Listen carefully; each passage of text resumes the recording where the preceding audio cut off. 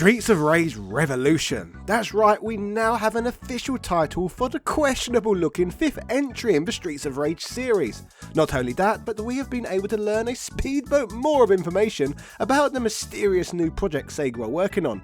Over 20 years removed from Sega releasing their last mainline home console, a portion of die-hard Sega fans out there still pine to see this gaming great return to the hardware arena to battle for supremacy once more. While this clearly will not be happening anytime soon, many are getting excited and throwing their full support behind what they see as the next best thing. A so-called new era that Sega have dubbed the Power Surge. Last week on here, after witnessing the trailer that showcased the return of Crazy Taxi, Shinobi, Streets of Rage, Golden Axe and Jet Set Radio, I gave my skeptical, non-filtered opinions on the reveal, which included me voicing my concerns and fears with regards to Sega potentially dragging some of these great IPs through the mud like they have done with so many other great properties from the past. Today, on the other hand, rather than simply inserting my delicious tasting conjecture into the video, we are going to go beyond opinions and analyse the many interesting facts that have come to light since the initial reveal trailer. After all, there may be a little more to all of this than the simple cash grab that can be pessimistically witnessed at a surface level.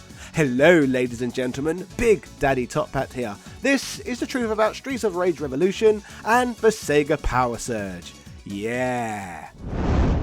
On December 7th at the Game Awards 2023, Sega made a major splash when they would shock the world by revealing to us the multiple nostalgic projects that they were working on. While some would immediately begin riding the Sega hype train, I was left sitting on the fridge, coldly feeling I had more questions than answers, with not enough context being provided with regards to whether any of these games are actually going to be any good or not.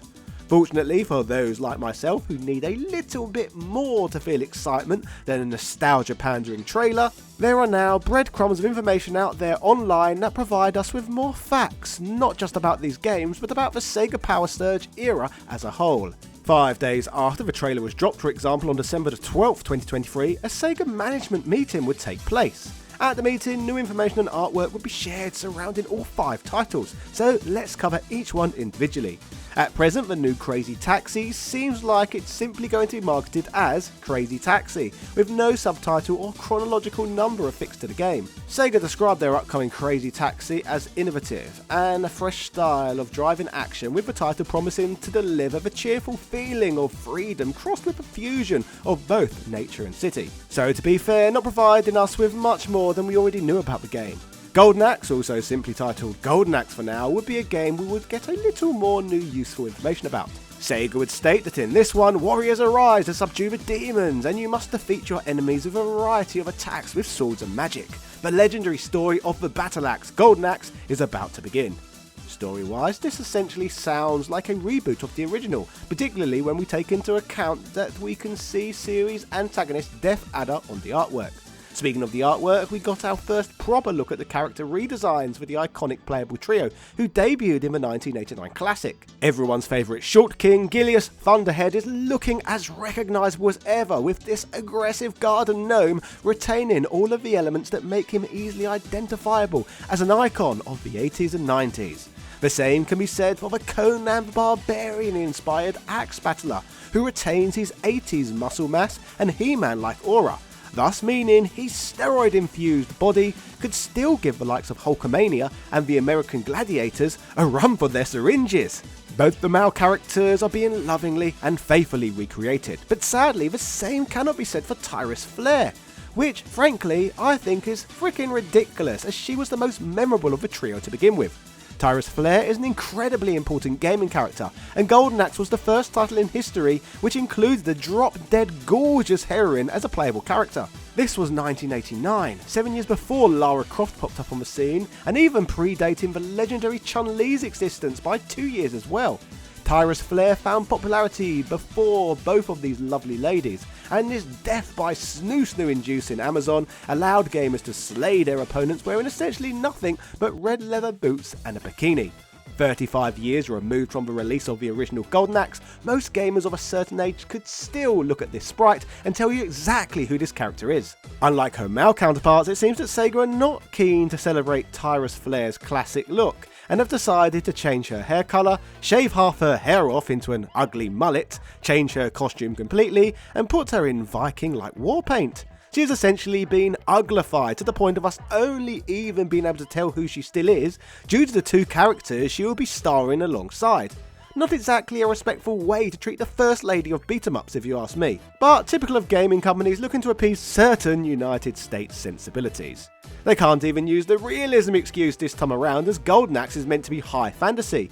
There aren't exactly garden gnomes running around with axes in the real world, nor does the average male gamer look like Hercules. Were researchers playing the original title and looking through the character select screen going, ah yes, good representation. We have a dwarf, we have a homosexual, and ah no, change her, she's too attractive, make her more lame. Sexy female characters are banned. As for Jet Set Radio, also being promoted as Jet Set Radio for now, Sega promises the game to be counterculture across Tokyo streets open world, and that gamers will be able to experience the rebellion movement that feels free in a suffocating society.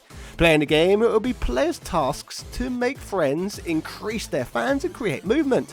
Out of all of these titles being put out by Sega, this may be the most important of the four, but more on that shortly. The new Shinobi game, also simply to be entitled Shinobi for now, is a game where Sega states you will be able to slay the enemies in the silence of the moment. In this, you'll get the opportunity to run through the world of Shinobi full of monsters and ninja actions. Players must grab Ouroboros-zuki, the legendary sword, and slay evil once more. As stated last week, I'm looking forward to playing this one the most, especially when we bear in mind that it looks like Streets of Rage 4. Speaking of Streets of Rage 4, this brings me to Streets of Rage Revolution, the 5th Streets of Rage game. On such a subject, this reminds me, for some reason, many people got very triggered and emotional whenever I referred to this title as Streets of Rage 5, which is ridiculous to me, as no matter what way you slice this situation, this will still be the 5th commercially released Streets of Rage. You freaking idiots. A lot of the coping and seething seems to be based around their assumption that story-wise Streets of Rage Revolution is going to be a complete retelling of the Streets of Rage tale from the original game rather than the follow-up events that transpired in the 4th entry. Something I do not necessarily see to be true, because Axel's character design matches the older bearded one found in Streets of Rage 4 rather than the Mega Drive original. It seems through their description, Hobo Axel will return with a new entry from the beloved side-scrolling action series. In this one, you will be able to take control of one of the ex-officers and make the city a place where people no longer have to walk the streets of rage. So from the management meeting, we got a new title and this cool artwork. If none of this info was enough to instill any hope in you with regards to these franchises' future, perhaps this next section of the video will instead. Gene Park of the Washington Post posted a great piece on the very same day the Sega Power Surge trailer dropped, which highlights one of the key masterminds behind this entire campaign. I'm referring to an individual named Shuji Utsumi, a man who was not only involved with launching the world-leading original PlayStation, but he jumped ship to work with Sega in the Saturn era and also with the beloved Dreamcast itself, serving as Sega's senior vice president at the time. After working with Sony and being involved with one of the most successful consoles ever released, he was then part of an epic era that almost killed Sega entirely. Despite this financial dumpster fire, Utsumi highlights that this was an amazing time in video game history, with Sega always positioning themselves as a company that wanted to show edginess and a rebellious mindset. Which probably has you wondering though, what any of this has to do with today. Well, 4 years ago, this sort of Hayden Christensen of the gaming world returned to working for Sega, becoming both the co-chief operating officer of the company and the new CEO of Sega America. So he's not exactly the second coming of Tom Kalinske, but it's better than nothing. With Utsumi at the helm, he plans to revisit the treasure trove of dormant franchises that the company has at its disposal to help Sega stand out in the industry like they had once done prior. The Washington Post documents that Utsumi said these legacy series can find second life now that the games industry has a captive global market large enough to sustain Sega's weirder concepts. Utsumi has first-hand knowledge of testing strange concepts as a co-founder of Q Entertainment, a studio behind games that played with the concept of synthesia and dance music. A strong point to be fair, considering how much of the gaming world has changed since the rise of Steam and indie games. There is now a profitable niche for pretty much any kind of game. The same couldn't be said in the Dreamcast era. With regards to this planned renaissance, he adds, the concept of games like Jet Set Radio is advanced. The original creators are involved again, and its time is now. It's a good time where people can appreciate all kinds of concepts. What makes this all the more interesting, and potentially what has helped seal this new direction for the company, is that other developers have been looking at demand for new takes on Sega classics, and have gone about successfully creating spiritual successors themselves. This can be no truer than with a game, for example, known as Bomb Rush Cyberfunk, a 2023 indie title by Team Reptile that looked to be the modern day answer to Jet Set Radio. The game sold well and would be heavily praised for its gameplay, visuals and how faithfully it recreated the Jet Set Radio feel. So with all that said, it's not surprising that Sega are finally starting to take more notice regarding creating the sequel to a game that long-term fans have been demanding for decades. As for the state of Sega as a company as of now, Utsumi says that gaming-wise it's held up on the sales of the pillars of just 3 franchises: Sonic the Hedgehog, Yakuza and Persona, but says the company intends to revive more classic franchises. Utsumi even brings up bringing Virtua Fighter back, stating, "We are evaluating right now. Virtua Fighter doesn't use so many tricks, special moves like in Street Fighter. It's very realistic. How can we make it more dramatic? It's something we're working on."